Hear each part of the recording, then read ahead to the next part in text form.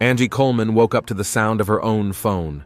She lazily reached over to the nightstand, where the smartphone screen flickered, showing missed calls from Keith 4 calls in the last 20 minutes. The girl sighed and ran her hand over her face, wiping away the remnants of sleep in her 24 years. She was used to waking up like this by now. Kate always wanted to know where she was and what she was doing, especially when she herself was away longer than usual. The apartment Angie lived in was in one of Charlottesville's less affluent neighborhoods, but it was decent by local standards. It was a 2-bedroom with new furniture and appliances all bought with Keith's money, like the dresses in her closet, the shoes neatly arranged in the hallway, and the expensive jewelry stored in a velvet box on her dressing table. All of it belonged to her only as long as it belonged to Keith. Angie got out of bed and walked to the window. The gray October sky didn't bode well. She remembered meeting Keith 3 years ago at the local bar, where she worked as a waitress. She'd only been 21 at the time, and the prospect of being the girlfriend of a powerful man by local standards had seemed appealing. Keith had offered to let her quit her job and move into an apartment he would rent especially for her.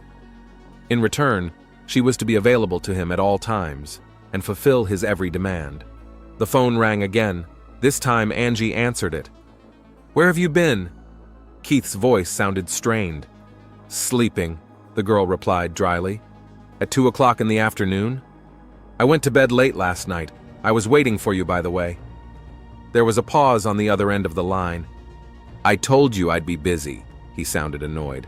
"I need you ready by 8 o'clock tonight. I have an important meeting I want you to attend." Angie frowned. Keith didn't usually take her to business meetings. That could only mean one thing.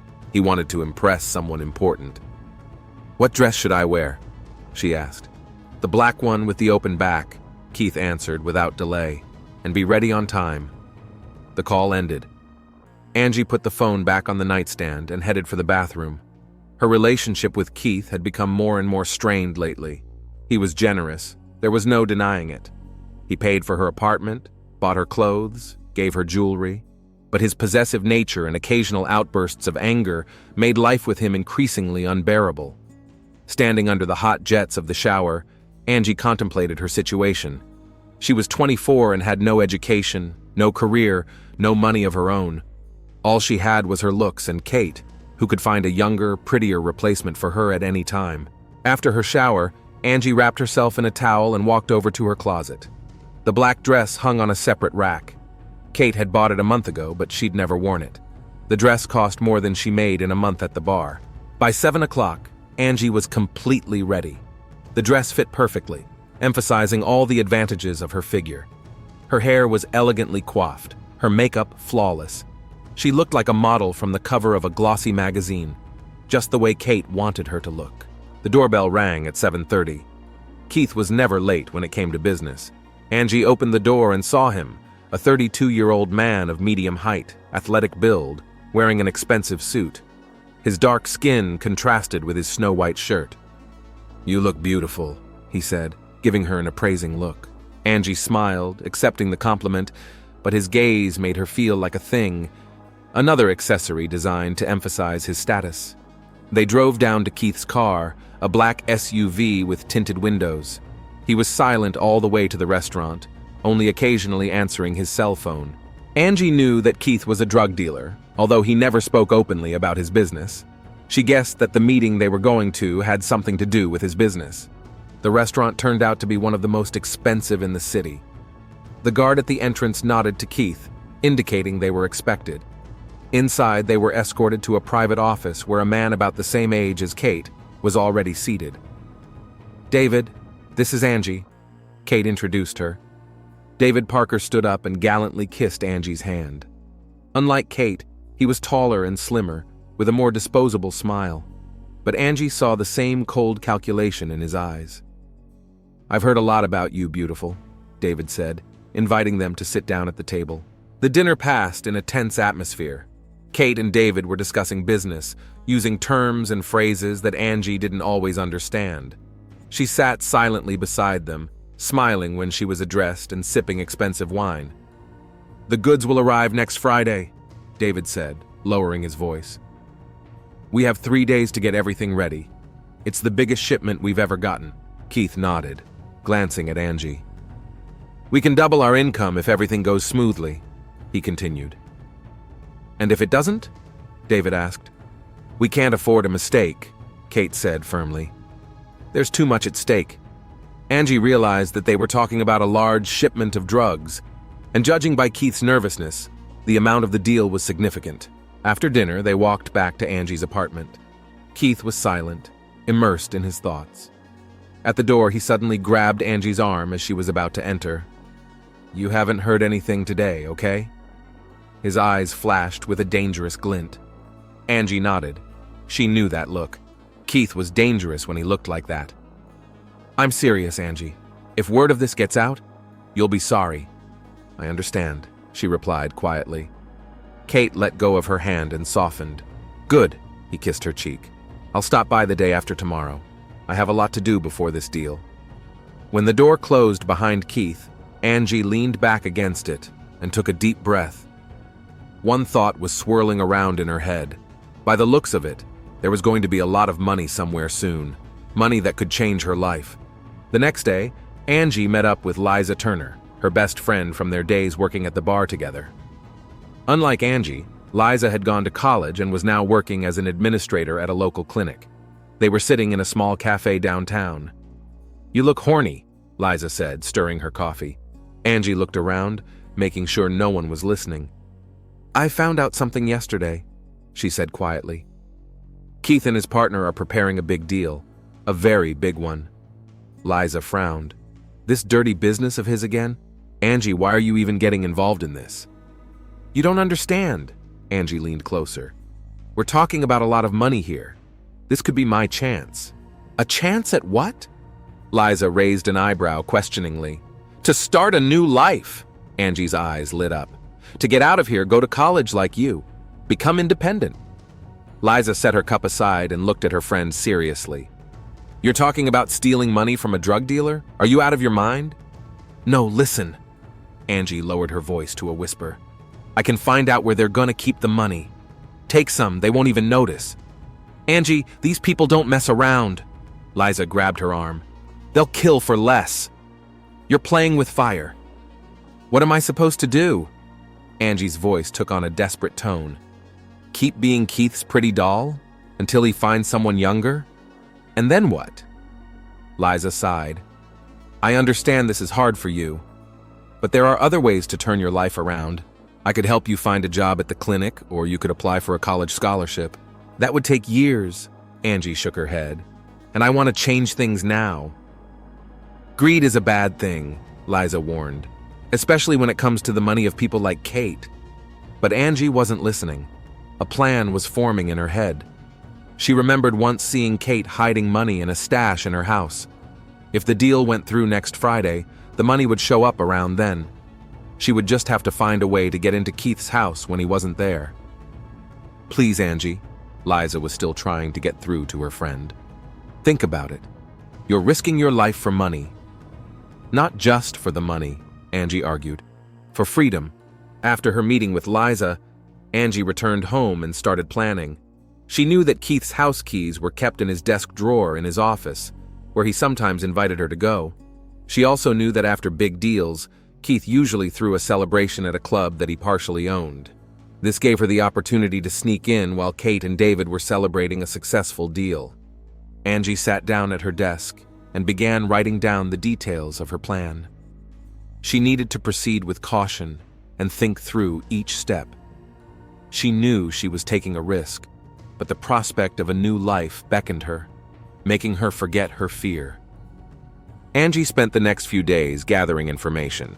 She tried to spend as much time as possible with Keith to find out the details of the upcoming deal. She paid special attention to any mention of money and its safekeeping. On Thursday, the day before the deal, Keith stopped by her house. He looked tense but excited, like a man preparing for an important event. Everything has to go perfectly tomorrow, he said, pouring himself a whiskey. David and I have prepared everything. And then what? Angie asked casually. Keith smiled, for the first time all evening. Then we'll be rich, baby. Richer than we've ever been. And how are you going to keep that amount of money? Angie tried to keep her voice casual. Keith looked at her suspiciously. "Why do you want to know?" "Just curious," Angie shrugged. "You're not going to keep everything in the bank, are you?" Kate grinned. "Of course not. I've got a safe place. Don't worry about that." Angie realized that Keith wasn't going to tell her more, but she already knew enough. Keith had a safe hidden behind a painting in the bedroom of his house. She'd accidentally seen him opening it once. Angie was sure that's where the money from the deal would end up. "I want you to come to the club Saturday night," Keith said, finishing his whiskey. "We'll be celebrating with David and a few of the partners." It was exactly what Angie had hoped for. Saturday was the perfect time for her plan. "Of course I'll be there," she smiled. "I can't wait." When Keith left, Angie went back to her notes. The plan was almost ready Saturday. While Keith was at the club, she would break into his house, take some of the money from the safe, and disappear. By the time he found it, she'd be long gone from Charlottesville. All she had to do was wait for the right moment and act quickly and decisively. Angie knew it was dangerous, but she was willing to risk it for a chance at a new life. Friday came for Keith and David with the first rays of the October sun. They met in an empty warehouse on the outskirts of Charlottesville before 8 in the morning. The abandoned building surrounded by vacant land was perfect for this kind of transaction. No prying eyes, no random witnesses. "They're late." Keith glanced nervously at his watch, checking the time for the third time in the last 5 minutes. David, who was more cool-headed, just shrugged. "Relax. They're always late. It's their way of showing who's in charge." Keith nodded, but his hand involuntarily reached for the gun hidden under his jacket. The deal they'd been preparing for months was the biggest of their careers. A shipment of top-quality cocaine was going to bring them profits they could only dream of before. Soon the sound of an approaching car was heard. An unmarked black SUV stopped at the entrance to the warehouse. 3 men of Hispanic appearance got out. The lead man, whom Kate and David knew only as El Jefe, was carrying a small suitcase. "Gentlemen," he said with a noticeable accent, "I hope we haven't kept you waiting long." "No problem," David replied, stepping forward. "Did you bring the sample?" El Jefe nodded and opened the suitcase. Inside was a bag of white powder. Keith pulled out a portable lab to test the purity of the product. 97%, he stated after running the test. "As promised." "We always keep our word," El Jefe smiled. "Now, if you're ready." David took out his phone and showed the screen, which showed the transfer of a large sum of money to an offshore account. The first installment of the payment, the rest in cash, as agreed. Keith picked up a gym bag that contained $500,000 in cash. El Jefe nodded to his men, and they brought several vacuum-sealed bags into the warehouse. "A pleasure doing business with you," El Jefe said, shaking hands with Keith and David. "I hope this is the beginning of a long and mutually beneficial relationship." After the Hispanics left, Kate and David were left alone with over $2 million worth of merchandise on the street. "We've done it." Kate couldn't hold back a smile. "Now all that's left is to distribute the merchandise to the outlets. And that's the safest part," David agreed. "Our network is running like clockwork. In a week we'll be counting our profits." They loaded the packages into the trunk of their car and drove to Keith's house, where they planned to store the goods and the money from the deal temporarily. Keith's house was located in a quiet neighborhood where the neighbors didn't ask too many questions.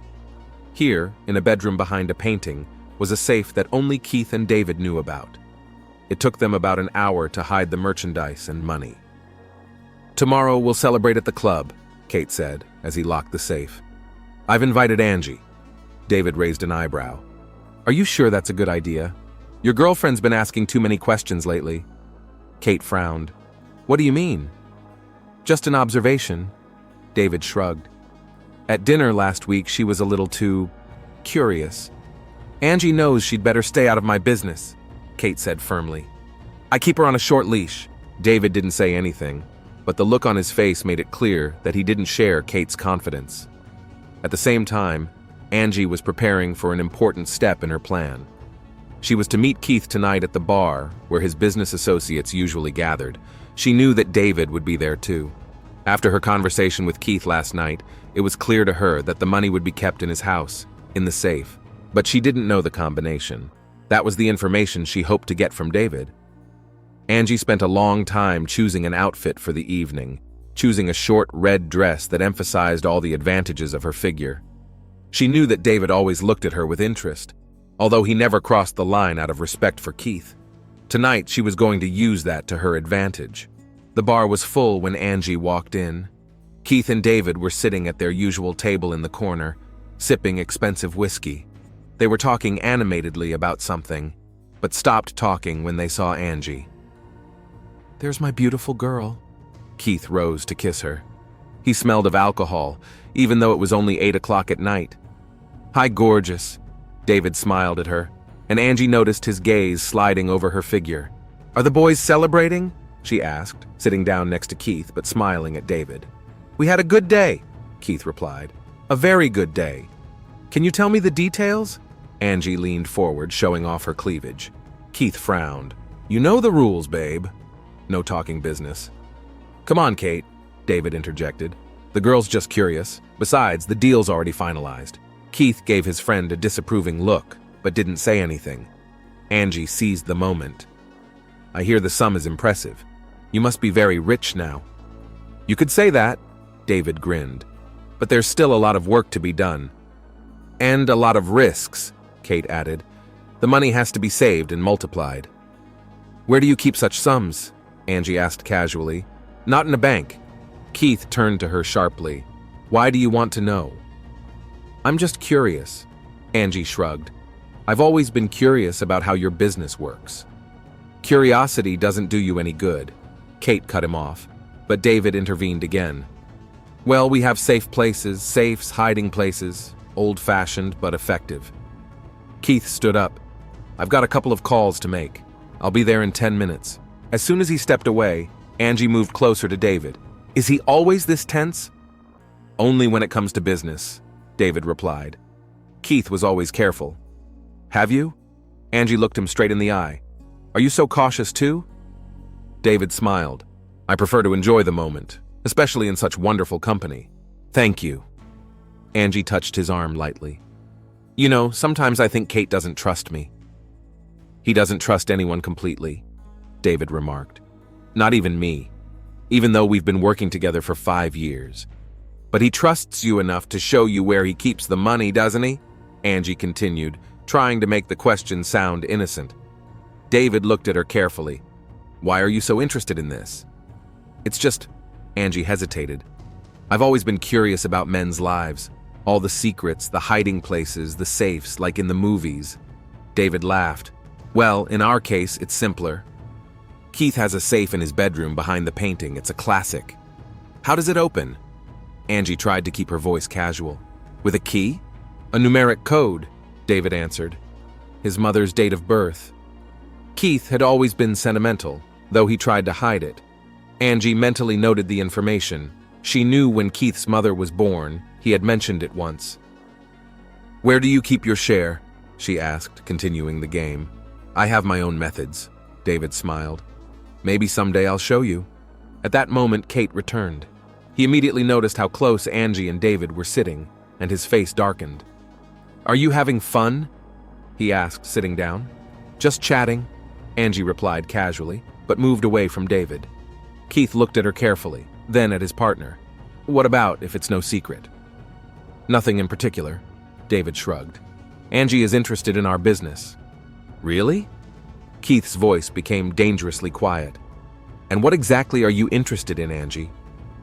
"Nothing in particular," she answered quickly. "Just making conversation." The rest of the evening passed in a tense atmosphere. Keith hardly spoke at all, and when he did, his answers were one-worded and curt. Angie could feel his suspicious glances every time she turned to David. As they left the bar, Keith grabbed Angie's elbow firmly. "What was that? What were you talking about?" She tried to keep an innocent expression on her face. "Don't play with me!" Kate hissed. "I saw you flirting with David. What were you trying to find out?" "Nothing," Angie said indignantly. "I was just being polite. You're the one who taught me to be nice to your business associates." Keith squinted his eyes. "There's a difference between being polite and what you were doing. Don't take me for a fool, Angie." Let me go.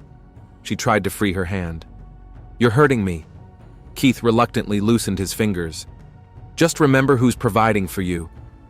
And don't forget that I don't tolerate betrayal. Not in any form. Angie didn't say a word all the way home.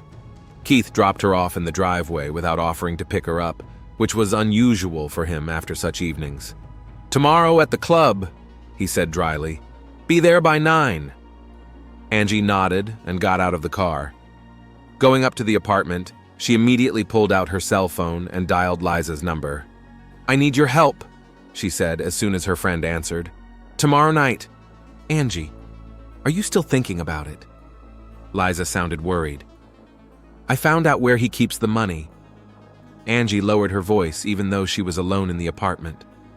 And how to open the safe. You're crazy, Liza sighed. Kate would kill you if she found out. He won't, Angie said firmly. He'll be at the club all night. I need you to stay in touch while I'm at his house, just to be on the safe side. After much persuasion, Liza agreed.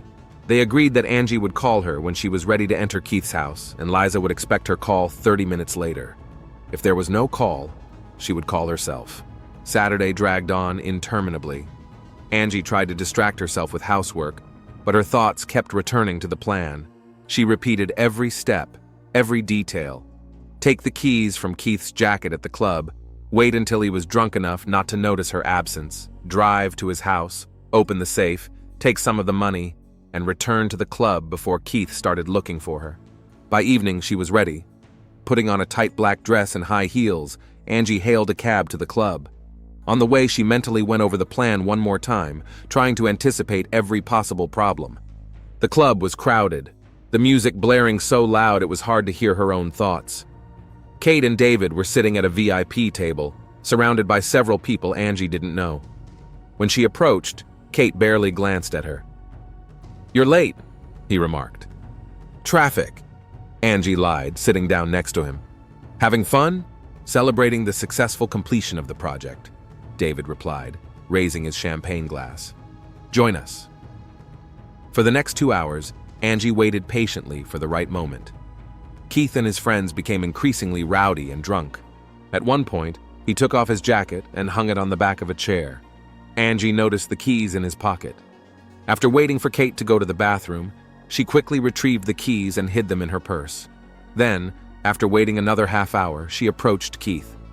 I need to go out for a while. A friend of mine is in a bad situation and needs help. What friend? Kate frowned. Liza, Angie answered. I'll be quick. An hour tops. Kate was too drunk to argue. Just don't disappear for too long. Angie quickly left the club and caught a cab. On the way to Keith's house, she called Liza. I'm on my way. Expect my call in 30 minutes. Keith's house was dark and empty. Angie carefully opened the door with her key and stepped inside. She knew where the safe was, in the bedroom, behind a painting of a cityscape. Angie went upstairs and entered the bedroom. Pulling back the painting, she saw the safe with a digital lock. With trembling fingers, she typed in the date of birth of Keith's mother, March 12th, 1968. The safe clicked and opened. Inside were neatly folded wads of money. Angie had never seen so much cash in her life. She quickly pulled out a prepared bag and began putting the wads into it. What are you doing? Angie froze. That voice didn't belong to Keith. She turned slowly and saw David standing in the bedroom doorway. His face was calm, but his eyes looked cold and calculating. David, I can explain, Angie began, but he interrupted her. There's no need. It's perfectly clear. He walked into the room, closing the door behind him. So that's why you were asking about the safe yesterday. And like a fool, I told you everything. It's not what you think. Angie was frantically trying to figure out what to do. I'm just stealing our money, David finished for her. The money that Keith and I earned by risking our freedom and our lives. Look, Angie took a step toward him. I just needed some to start a new life. Kate would never have noticed such a small amount missing. Small? David grinned, nodding at the full bag. There's at least 100,000 in here, I'd estimate. Please, Angie's voice became pleading. I won't tell anyone. Just let me go. What am I supposed to tell Keith? David asked. Sorry, friend. I let your girlfriend steal our money? Say you didn't see anything, Angie suggested. I'll disappear from town. No one will ever know. David shook his head. Kate and I have been partners for years. I won't betray him. What about you? Angie changed tactics, taking another step toward him. I thought you said you had your own methods, your hiding places. Kate doesn't need to know everything. You think I'd betray Kate for you? David laughed, but there was no mirth in his laugh. Not for me, Angie stepped very close. For us. We could leave together, start over in another city. David looked at her for a long moment. Is that what you really hope? That I'll believe in your sudden passion? Why not? Angie put her hand on his chest. I've always liked you, more than Kate did. David shook his head. You're not a bad actress, Angie, but not that good. Suddenly, he pulled a gun from behind his belt. David, no! Angie recoiled. Please don't. Kate won't forgive betrayal, David said. I can't let you walk away with that money. I'll get it back, Angie exclaimed. I swear I'll put it all back. It's too late, David shook his head. You've made your choice. Angie rushed toward the door, but David blocked her path. In desperation, she grabbed a heavy desk lamp and swung it at him. David backed away, and Angie took the moment to rush to the window, hoping to escape through it. A gunshot rang out. Angie felt a sharp pain in her back and fell to the floor. Everything went blurry before her eyes. She heard David come over and stand over her. I'm sorry about what happened, he said quietly. But you left me no choice. Angie tried to say something, but only a croak escaped her throat. The last thing she saw before consciousness left her was David's face, emotionless and cold, like a man who had just done an unpleasant but necessary job. Detective Brian Miles was awakened by a phone call at 2 a.m. The 45-year veteran of the Charlottesville Police Department was used to the fact that good news rarely came at this hour. A dispatcher reported a homicide in a residential neighborhood on the outskirts of town. A young woman had been shot. Pulling on his pants and hastily buttoning his shirt, Miles was ready to leave in 10 minutes.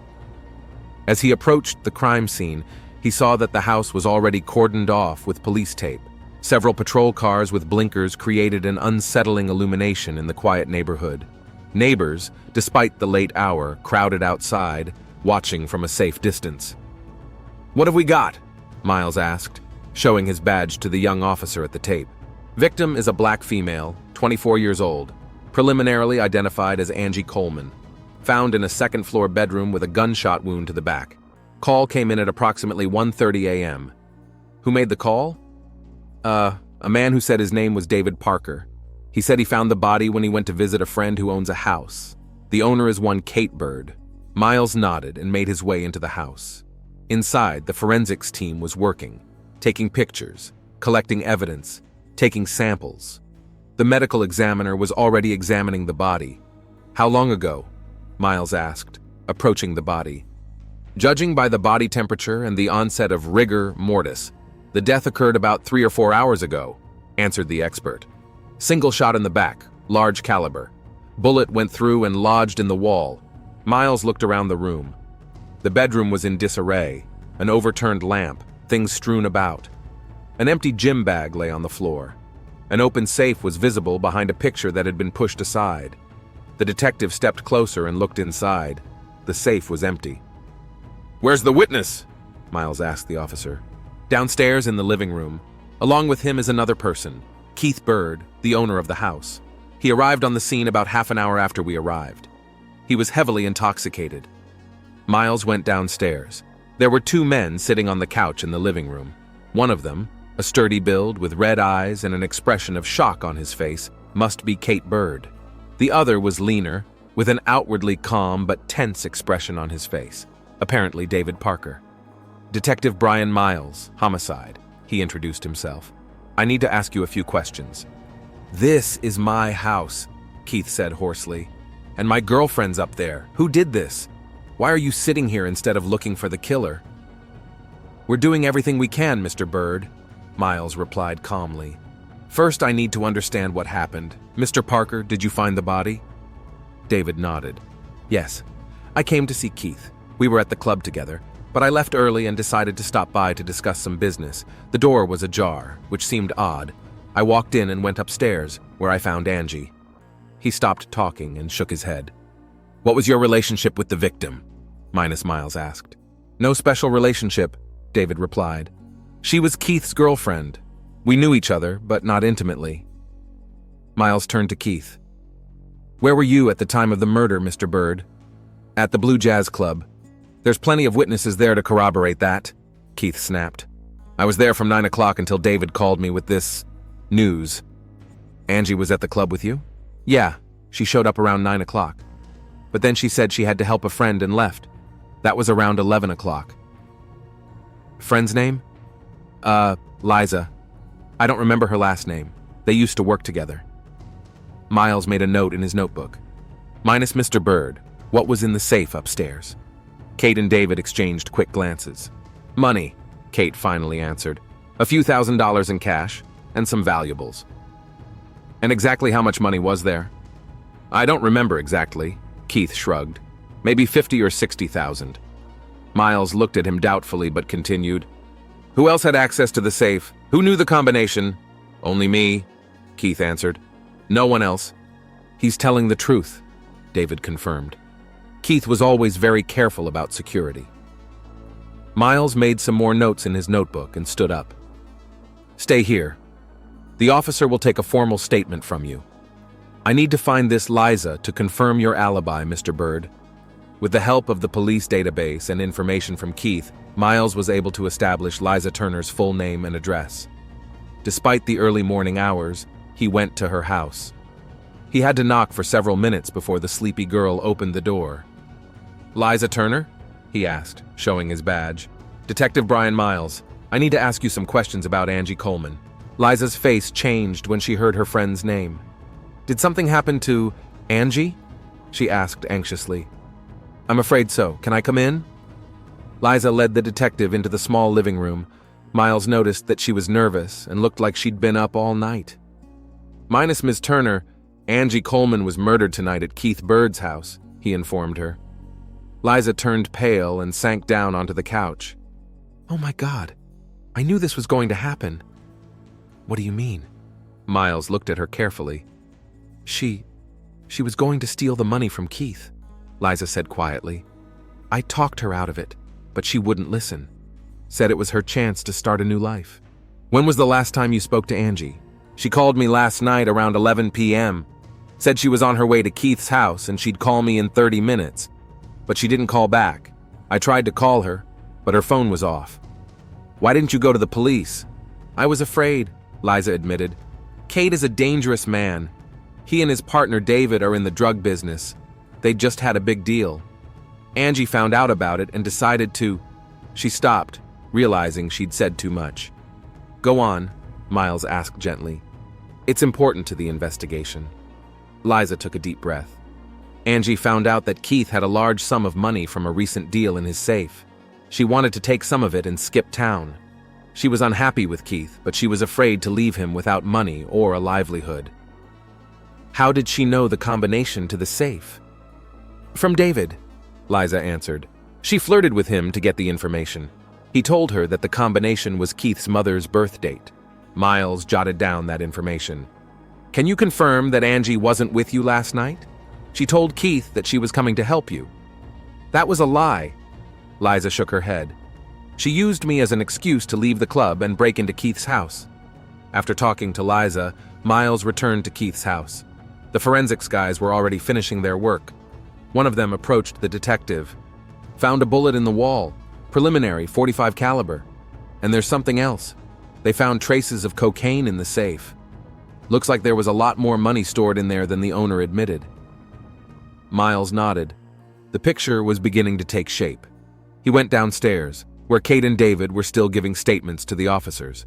Minus Mr. Bird, I need to talk to you alone, Miles said. They went out to the backyard of the house. I was just talking to Liza Turner, the detective began. She told me an interesting story about Angie planning to steal your money, drug money. Kate tensed up. I don't know what you're talking about. Come on, Bird. There were traces of cocaine in the safe, and I'm sure there was a lot more than $50,000 in there. Keith was silent, looking away. Here's what I think, Miles continued. You found out that Angie was planning to steal from you. Maybe David told you about her inquiries. You got angry and decided to teach her a lesson. You made her think you were at the club, and you came home and found her at the safe. That's bullshit, Keith snapped at her. I loved Angie. Yes, she was a kept woman, but I took care of her. I was at the club all night, asked dozens of witnesses. We'll check. Miles nodded. In the meantime, I'd like you to come with me to the station for further conversation. At the police station, Miles received the results of the initial examination of the crime scene and the body. The experts confirmed that death had occurred sometime between 10 and 11 p.m. from a gunshot wound to the back. No signs of struggle were found on the victim's body other than a few bruises on his arms. Meanwhile, other detectives were checking Keith's alibi. Several club patrons and the bartender confirmed that they had seen him there throughout the evening, from 9 o'clock until about 1 a.m. He was heavily intoxicated and had even been drinking. He was heavily intoxicated and had even caused a bit of a scandal around midnight when he couldn't get Angie on the phone. That meant that Keith couldn't have been physically in the house at the time of the murder. Miles wondered, if not Kate, then who? Liza was on the other side of town, as confirmed by the security footage outside her house. That left David. Miles returned to the interrogation room where Kate was waiting. Your alibi checks out, Mr. Bird, he said. But I still have one important question. Did David know the combination to your safe? Keith frowned. No, I didn't tell anyone. Could you have accidentally revealed it somehow? Maybe he saw you open the safe? Keith thought for a moment. Maybe. I wasn't always careful when we worked together. But why would David kill Angie? That's a good question. Miles nodded. Maybe he wanted that money too? Or maybe he caught Angie trying to steal it and decided to stop her. Keith's eyes widened at the sudden realization. The money? It was gone from the safe. If Angie didn't have time to take it, that means... Then someone else took it. Miles finished for him. Someone who knew about the safe and could have opened it. Miles asked David to be brought in for questioning. He came in calm and collected, unlike an agitated Keith. Minus Mr. Parker, Miles began. I'd like to clarify some details of your story. You said you came to Mr. Bird's house about 1 o'clock in the morning, didn't you? About that time, yes, David nodded. And the door was ajar? Yes, I thought it was odd, so I went in to check. Interesting. Miles tapped his pen on the table. Because according to the medical examiner's office, Angie Coleman was killed about 2 or 3 hours before you supposedly found her body. David tensed slightly, but kept his composure. I'm not an expert in forensic medicine, Detective. I'm just telling you what I saw. Of course, Miles nodded. Tell me, did you know that Angie was planning to steal the money from Keith's safe? No, David answered firmly. This is news to me. Is it? And Liza Turner claims that you told Angie the combination to the safe. That's a lie, David objected. I never told her the combination. Then how did she know it? Miles asked. Kate swears he never gave it to anyone. I don't know. Maybe she peeked at it when Keith was opening the safe. Maybe, Miles agreed. But there's something else interesting. We checked the security footage around the Blue Jazz Club. Keith was indeed there all night. You, on the other hand, Mr. Parker, left the club around 10:30, about half an hour after Angie left. David remained silent, looking at the detective. One more detail, Miles continued. At Keith's house, they found fingerprints on the bedroom doorknob, on the safe, and on the gun used to kill Angie. We compared them to yours. Minus I? David asked quietly. A complete match, Miles replied. Here's what I think happened. You knew about Angie's plans to steal the money. Maybe she told you herself, trying to get you on her side, or you guessed from her questions. You followed her from the club to Keith's house. You caught her at the safe and decided to stop her. There was an argument, and you shot her in the back as she tried to run away. Then they took the money and left. You went back to the club to create an alibi for yourself, and later discovered the body and called the police. David was silent for a long time, staring at the table. Then he looked up at the detective. She shouldn't have gotten involved in this case, he said quietly. That money is the result of years of risk and hard work. My work too, not just Keith's. And she just wanted to come and get it. So you admit that you killed her? Miles asked. I didn't mean to do that. David shook his head. I tried to talk some sense into her, but she wouldn't listen. She came at me with the lamp, tried to run away. Yeah, I fired without aiming. I didn't think I'd hit her. And the money? Miles asked. Where did you put it? In a safe place, David answered. But it doesn't matter now, does it? Miles stood up. David Parker, you are under arrest for the murder of Angie Coleman. You have the right to remain silent. As David was led away, Miles turned back to Keith, who was waiting in the next room. Your partner confessed to Angie's murder, the detective reported. He also took the money from the safe. Keith looked shocked. David, I can't believe it. He was a friend of mine. Apparently money was more important than friendship, Miles remarked. And, Mr. Bird, although I'm investigating the murder now, we'll definitely come back to the question of the drugs that were kept in your house. Keith nodded, too depressed to argue. That same day, David Parker was formally charged with the murder of Angie Coleman. A search of his apartment revealed a gym bag containing most of the stolen money. A .45 caliber pistol was also found. Forensics confirmed that it was the gun used to kill Angie. A few days later, Miles attended Angie's funeral. Among the few mourners, he noticed Liza, who looked broken and lost. Approaching her after the ceremony, he said, "She wanted a better life. She just chose the wrong path." "I should have stopped her," Liza replied quietly. "I knew it was dangerous, but I didn't insist hard enough." "It's not your fault." Miles shook his head. She made her choice. As they walked back to the car, Miles thought about how often in his work greed and fear had caused tragedies. Angie had wanted a quick solution to her problems, but had ended up paying the highest price. David hadn't been able to sacrifice money for human life.